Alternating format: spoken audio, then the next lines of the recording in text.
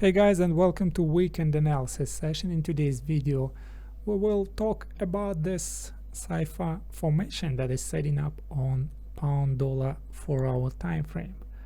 We will also do a backtest of its targets to find the best profit level where you close your profits. Okay, first of all we will have a look at this pattern. So these patterns, B point is in the range of 0.6 to 0.7 and the C point is within the range of 1.4 and 1.5. So I like to split the general pattern, the general cipher pattern, into variations. For example, B point is such and C point is such, and then I like to do the backtest to find the best entry, the best stop loss, and the best take profit. It requires lots of backtesting, but it gives a very nice outcome in real-time trading. Okay, so here's the variation of 0.6, 0.7 and 1.4, 1.5. I already coded that in amperes, so if we have a look at here, we will see the B point 0.6 to 7 and the C point 1.4 to 1.5. I already did an optimization of entry, and the best entry is 0.8. And I already did the optimization of the stop loss. The best stop loss is 0.95. So this means that the stop loss is not beyond the X point. Typically what I found is that the price reverses exactly at the level. If it goes through this level, typically it goes very far away, and if you place your stop loss below X point, 10 pips below X point, Y, ATR below X point, or some Fibonacci extension below X point, it is simply hit. So no need to risk more than needed. 0.95 is an optimal stop loss placement that I found in my real-time trading and in my backtesting. Okay, as I told you, today we will do the optimization of targets. We will also find the best target placement. I prepared 3 target levels. They are target 1, target 2, and target 3. Target 1 is 1-to-1 risk to reward distance. Target 2 is 1.5-to-1 risk to reward distance, and target 3 is 2 times greater than your risk. Okay, so we now can close this stuff, and then as you can see, this is the only pattern that is enabled in amperes, so other patterns are disabled. Now let us go to the beginning of the chart, zoom it out maybe, and let's attach the FBU. FBU helps us record files into Excel spreadsheet.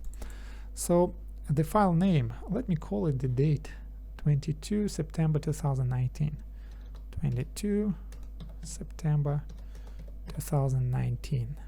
Okay, and the targets should be target 0, target 1, and target 2. They are target codes for target 1, target 2, target 3. Because of amperes naming, amperes naming starts from 0. That's why they are target 0, target 1, target 2. Then we should do the following. Should disable spread to get ideal results, and should disable offset.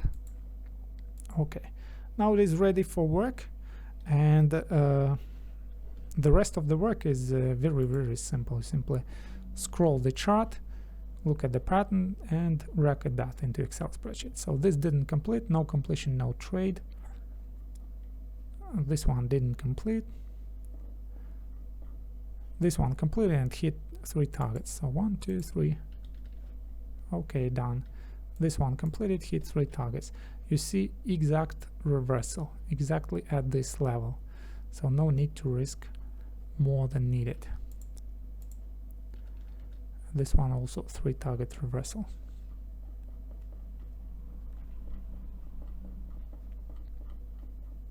Didn't complete. Okay. This one, it goes without reversal. as I told you, if it does not reverse immediately, it goes very, very far away. So that's why if you would place your stop loss below X, you will have additional risk. The same stuff here, you see how far it goes after breaking that level. Okay, 2 stop losses already, 2 patterns lost. This one didn't complete. This one hits 2 targets and then reverses. So I type 2 times that it is a reversal and 1 type that it was a continuation. Same stuff here.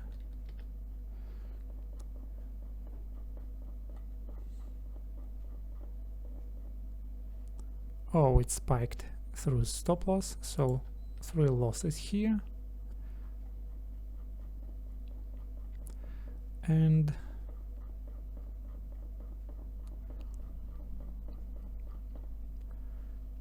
three targets here.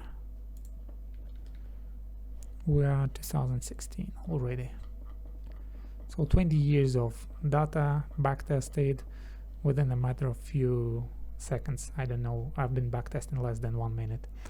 Okay, now we have some file that was created by FBU, and this file is called this way, 22 September 2019.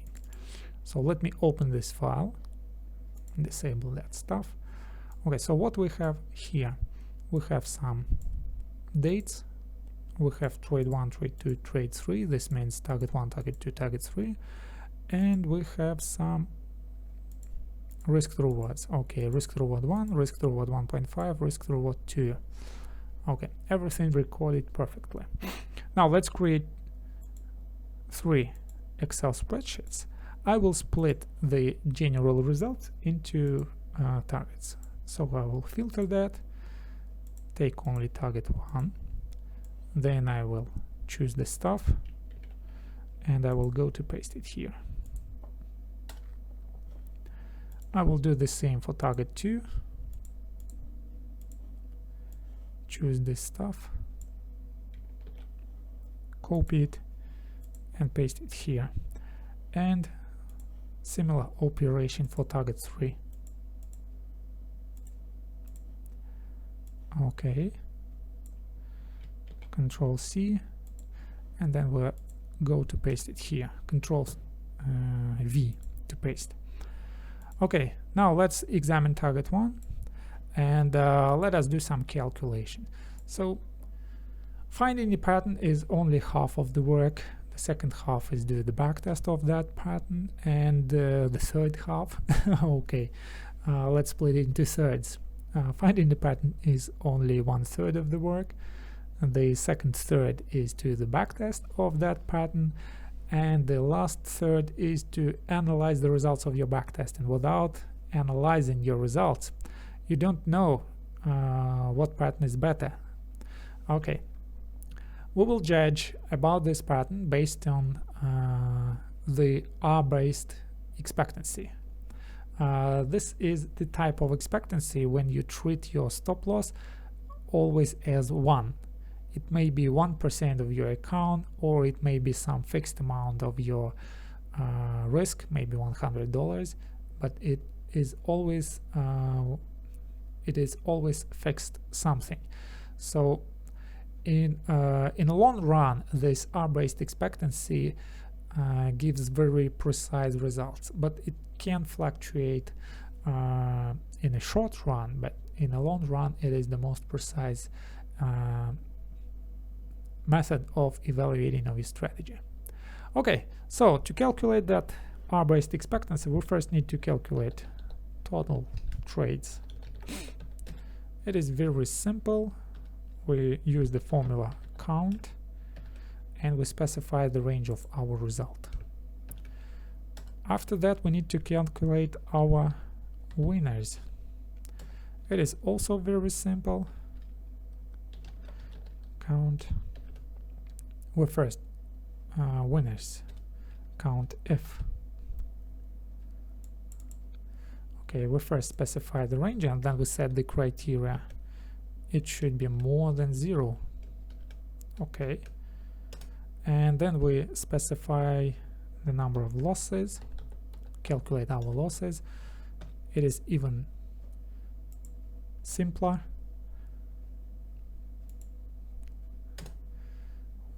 Total trades minus losses. Okay, then we will calculate our average win. It is also very simple. It equals average if we again specify the result column, and again we set that more than 0, and then we will specify our average loss. And this time I don't want it to be a negative number, that's why I need an ABS, the ABS, and then again I need to find the average if within this range, yes, and this time it should be less than 0, okay. So our average loss is 26 pips and our average win is 48 pips. And now let me find a risk to reward. Average risk to reward is calculated this way. We simply divide our average win by our average loss. Very simple calculation.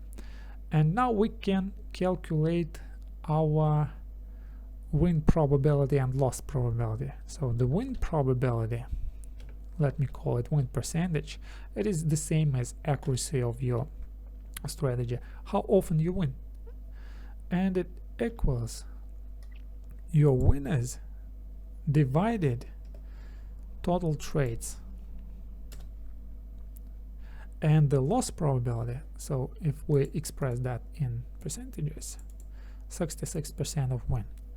And the loss probability, how often I lose. So it equals 1 minus win probability. Very simple. So 33% probability of loss and 66% probability of win. Well, yes, so two-thirds to win and 1/3 to lose.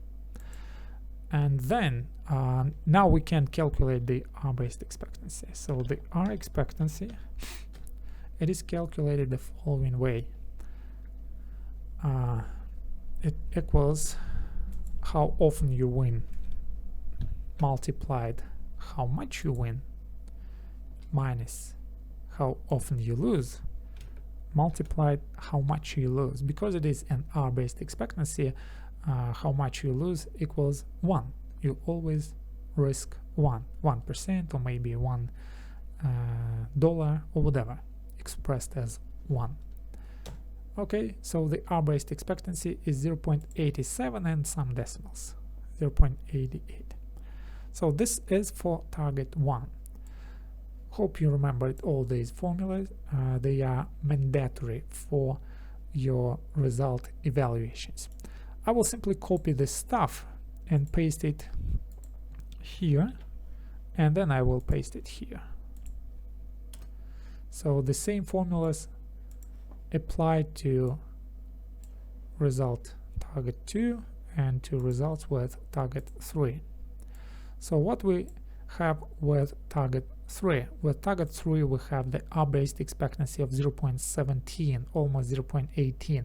Well, it is a good expectancy, but this expectancy is less than target 1 expectancy. Target 1 expectancy is 0.87.